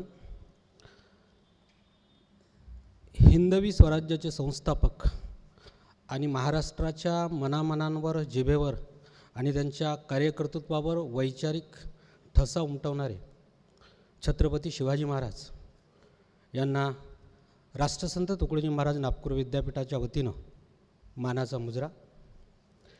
आजच्या या छत्रपती शिवाजी महाराज यांच्या 393व्या जयंतीनिमित्त राष्ट्रसंत तुकडोजी महाराज नागपूर विद्यापीठाच्या या दीक्षांत समारंभात आज जो हा कार्यक्रम आपल्या सर्वांच्या साक्षीनं होतो आहे आणि या कार्यक्रमाच्या निमित्तानं आजचे अध्यक्ष सन्माननीय संजयजी दुधे, प्रकुलगुरू राष्ट्रसंत तुकडोजी महाराज नागपूर विद्यापीठ यांनी अष्टप्रधान मंडळ ते शिवाजी महाराजांचं कौशल्य, त्यांची विचारशलाका आणि मराठी माणसाची भूमिका अत्यंत प्रामाणिक, निस्पृह आणि देशासाठी आपल्याला काहीतरी करायचं आहे या निष्ठेने सतत वावरत असते आणि तीच निष्ठा अजूनही आपल्यामध्ये कायम असावी असा आशावाद व्यक्त केला. आणि छत्रपती शिवाजी महाराजांच्या रूपानं आजही शिवाजी महाराजांचे विचार मराठी मनांवर अधिराज्य करते आहे. या निमित्तानं छत्रपती शिवाजी महाराज यांच्या विचारांचं जे द्योतक आपल्या सर्वांसमोर आदरणीय प्रकुलगुरू सरांनी मांडलं आणि या निमित्तानं त्यांच्या विचारांना उजाळा दिला, याबद्दल आपल्या सर्वांच्या वतीनं आणि राष्ट्रसंत तुकडोजी महाराज नागपूर विद्यापीठ याच्या वतीनं त्यांचं मी आभार मानतो. आजच्या व्यासपीठावर उपस्थित असलेले आणि छत्रपतींची वीर कहाणी निदान आपल्या हर्षांचे या विषयावर व्याख्याते म्हणून प्रमुख अतिथीच्या रूपामध्ये माननीय श्री विजय संजर खोटवळ सर, श्री संत सेवा संघ पुणे यांनी जे व्याख्यान केलं, मला स्वतःला असं वाटलं की 1 तास शिवाजी महाराज समजून घ्यायला खूपच अपुरे आहे. आणि आत्ता जो उल्लेख केला की छत्रपती शिवाजी महाराजांनी केवळ 8 लोकांच्या मदतीनं आपलं साम्राज्य उभं केलं आणि त्या 8 लोकांच्या मदतीनं संपूर्ण रयत सुखी, समाधानी आणि संपन्न होती. त्यांच्या विचारातून एक गोष्ट प्रामुख्यानं अशी लक्षात आली की महाराष्ट्रातली संत परंपरा आणि महाराष्ट्रातले मराठी साम्राज्याचे शिवाजी यांचा काळ जर आपल्याला समजून घ्यायचा असेल तर तत्कालीन परिस्थितीमध्ये जावं लागेल. आजच्यासारख्या कुठल्याही सुविधा नसताना मराठी साम्राज्य उभं करणं आणि त्या साम्राज्याची विचारशलाका संपूर्ण भारतभर आणि संपूर्ण विदेशी शक्तींनी ती नोंद घ्यावी अशी वैचारिक परंपरा लाभलेल्या महाराष्ट्रातील अनेक विभूतींच्या माध्यमातून अग्रणी असलेले छत्रपती शिवाजी महाराज हे समजून घेताना आम्हाला खूप आनंद झाला. राष्ट्रसंत तुकडोजी महाराज नागपूर विद्यापीठाच्या वतीनं आपल्या सर्वांच्या वतीनं मी सन्माननीय श्री विजयजी खुटवळ सर, श्री संत सेवा संघ पुणे यांचे मनस्वी आभार मानतो, त्यांना धन्यवाद देऊ इच्छितो. आजच्या या कार्यक्रमाचे मार्गदर्शक आणि आम्हाला जे प्रेरणास्रोत आहेत असे आमचे सन्माननीय कुलगुरू सर डॉक्टर सुभाषजी चौधरी, कुलसचिव डॉक्टर हिवसे सर यांचंसुद्धा मी याप्रसंगी आभार मानतो. या कार्यक्रमाला प्रामुख्याने उपस्थित असणारे व्यवस्थापन परिषद सदस्य डॉक्टर समयजी बनसोड सर, या कार्यक्रमाला उपस्थित सर्व सन्माननीय अधिष्ठाता, सहअधिष्ठाता, सर्व संचालक मंडळी, वेगवेगळ्या शैक्षणिक परिसरातील विभाग प्रमुख, प्राध्यापक मंडळी, कर्मचारी वर्ग आणि या कार्यक्रमाला उपस्थित संपूर्ण मान्यवर, शीर्षस्थ उपस्थित असणारे संपूर्ण व्यक्ती, या सर्वांचं मी राष्ट्रसंत तुकडोजी महाराज नागपूर विद्यापीठाच्या वतीनं मनस्वी आभार मानतो. या कार्यक्रमाला उपस्थित असणारे प्रामुख्यानं ज्यांनी या कार्यक्रमाची यशस्वी धुरा सांभाळली असे यशस्वी आयोजनाच्यासाठी सामान्य प्रशासन विभागाचे उपकुलसचिव श्री प्रदीपजी बिनीवाले यांनासुद्धा मी धन्यवाद देतो. या कार्यक्रमाचं अतिशय उत्कृष्ट संचालन करणाऱ्या डॉक्टर इंदुरकर मॅडम यांनासुद्धा राष्ट्रसंत तुकडोजी महाराज नागपूर विद्यापीठाच्या वतीनं मी धन्यवाद देतो, मॅडमचे आभार मानतो. आणि या कार्यक्रमाला ध्वनिपेक्षकाच्या रूपाने आणि प्रत्यक्ष अप्रत्यक्ष रूपाने ज्यांनी या कार्यक्रमाला मदत केली त्या सर्वांचे आणि आपल्या सर्वांचे पुनश्च आभार मानतो आणि आभार प्रदर्शन संपला असं मी जाहीर करतो. धन्यवाद. एक सूचना आहे. उद्या जमनालाल बजाज प्रशासकीय भवनामध्ये रक्तदान शिबिर आणि दंतचिकित्सा शिबिर आयोजित करण्यात आलेले आहे, तर आपण सर्व त्याचा लाभ घेऊ शकता. कार्यक्रमाची सांगता राष्ट्रगीताने होईल.